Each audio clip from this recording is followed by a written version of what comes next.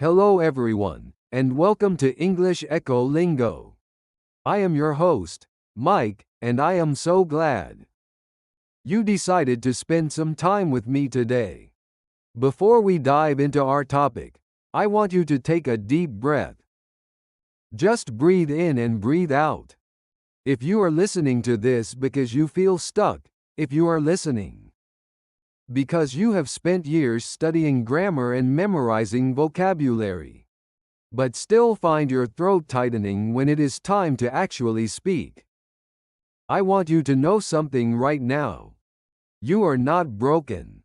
You are not lazy. And you are certainly not alone. Today, we are going to explore the hidden mechanics of that fear. And we are going to learn how to turn that anxiety into your greatest strength. Think about that moment for a second.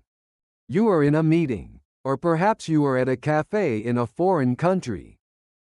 You know the words. You can see them in your mind. But when you open your mouth, nothing comes out. Your heart races, your palms get sweaty, and you feel like a deer in headlights. This is what we call the freeze state. It is a frustrating wall that stands between the person you are in your head and the person you are when you speak English. Many people think this happens because their English isn't good enough. They think, if I just learn 100 more words, I will be brave.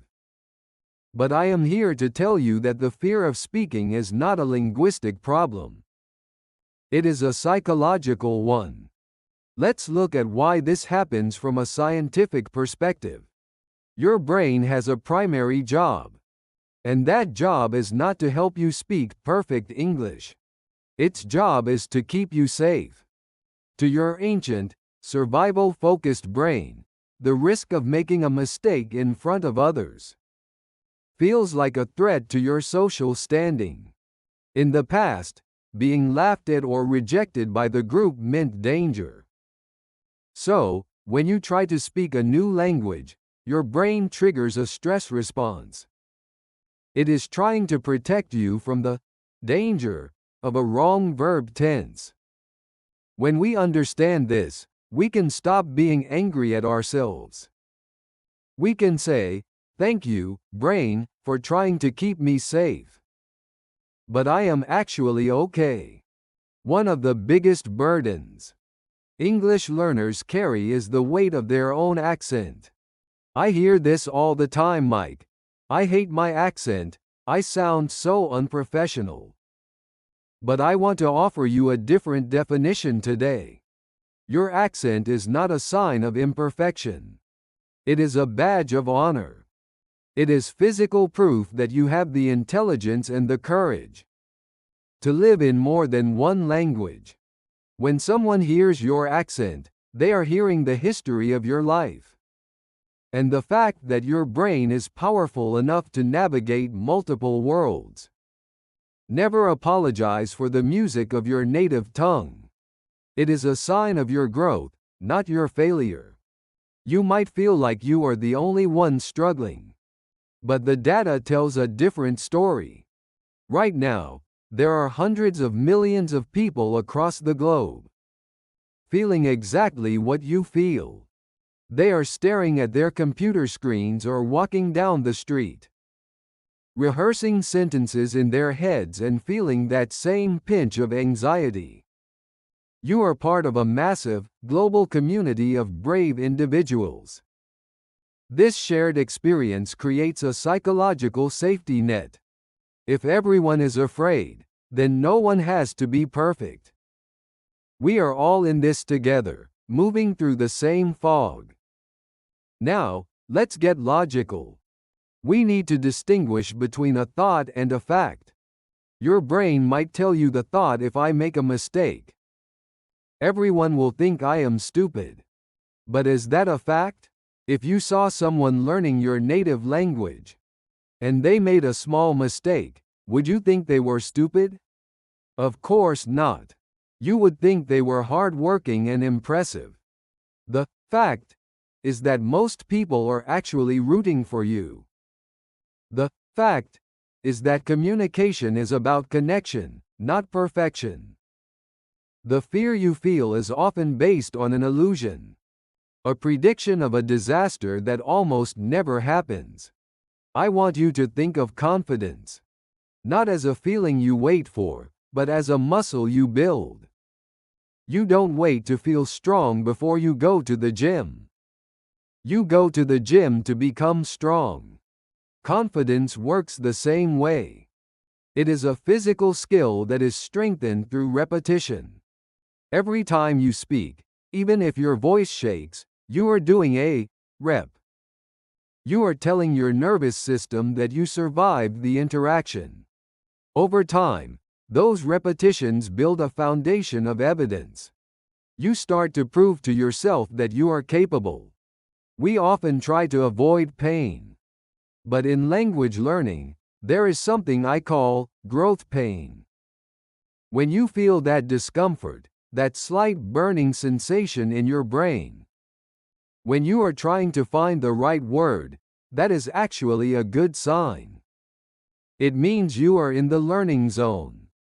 Your brain is literally rewiring itself. It is creating new neural pathways. If you are always comfortable, you aren't growing. So, when the fear hits, try to reframe it. Tell yourself, this discomfort is the feeling of my brain getting better. This is what progress feels like. So, how do we actually start? We use the 1% rule. Many people fail because they try to change too much too fast. They say, starting tomorrow, I will speak English for 3 hours. This is too big. The brain gets scared and shuts down. Instead, find the smallest possible unit of action. Maybe it is just 1 minute of talking to yourself in the shower, or describing what you are cooking while you make dinner. If the step is small enough, your brain won't fight you.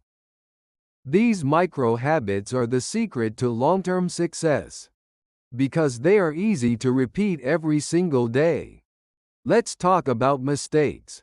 We usually view them as something to be erased. But I want you to see them as assets. Think about how a baby learns to walk. They fall down hundreds of times. We don't look at a falling baby and say, "Wow, what a failure." We know that each fall is giving the baby's brain vital data about balance and gravity. Your mistakes in English are exactly the same. They are the data your brain needs to find the correct path. Every time you use the wrong preposition and realize it later, your brain registers that. It learns. You cannot reach the correct version of your English without passing through the incorrect versions first. There is a common logic trap that says I will speak when I am ready. I will join the conversation when my English is perfect. But the reality is the exact opposite. You don't get ready and then speak, you speak, and that is how you get ready. Action creates the emotion. If you wait for the feeling of readiness, you might be waiting forever. But if you take the action, first, if you jump into the conversation, the feeling of competence will follow. Movement is the cure for stagnation. As we move forward on this journey, we have to deal with the 3 big confidence killers. The first one is social comparison. In the age of social media, it is so easy to watch a video of a fluent speaker and feel bad about yourself. But you are comparing your behind the scenes footage with their highlight reel. The only person you should compare yourself to is the person you were yesterday. If you know one more word today than you did yesterday, you are winning. The second killer is negative self-talk. We are often much meaner to ourselves than we would ever be to a friend. If your friend made a mistake in English, you wouldn't tell them they are a failure and should give up. You would be encouraging. I want you to start practicing friendly dialogue with yourself. When you mess up, talk to yourself like a coach, not a judge. Say, "Okay, that was a tough sentence, but I tried it. Let's try it again a different way." The third killer is the comfort zone. It feels safe there, but nothing grows there. However, you don't have to leap into a volcano. You just need to take intentional micro risks. Order your coffee in English. Ask one question in a meeting.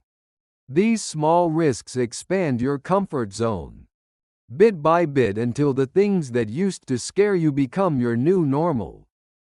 Finally, I want to talk about the power of self-kindness.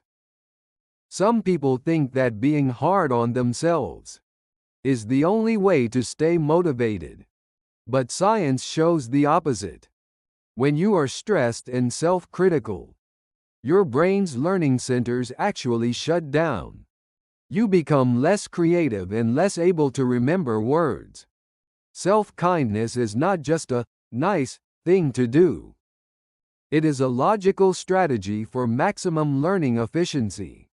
When you forgive yourself for a mistake, you keep your brain open and ready to receive new information. You are doing something incredible. Learning to express your soul in a second language is one of the most difficult and rewarding things a human being can do. Be patient with the process. Trust the science of your brain. And most importantly, keep showing up. I hope this episode gave you a new perspective on the fear you might be carrying. Remember, that fear is just a signal that you are growing. Don't push it away, walk with it. Thank you for tuning in to English EchoLingo. I'm Mike, and I believe in your progress. Until next time, keep practicing, keep failing, and keep moving forward.